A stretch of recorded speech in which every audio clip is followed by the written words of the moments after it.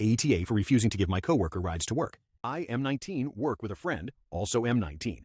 I got him a job at the small company where I worked. When I first recommended him to my boss, it was because I thought it would be a temporary position over the Christmas rush. It was not.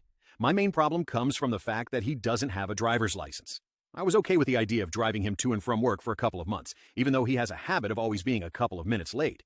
This isn't a huge deal at our company because we get paid hourly for a job that doesn't have a set time frame.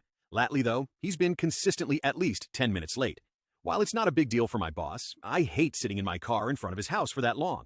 I like to get work over with as soon as possible, and while those 10 minutes aren't going to change my life, I'd rather get 10 extra minutes at home than sitting in a car.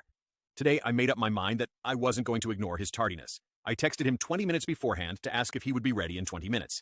He said yes, and I knew it was probably a slight exaggeration, so I took my time leaving the house. He got a good extra 5-10 minutes. Then, when I got to his house, I texted him to tell him I was there. No reply.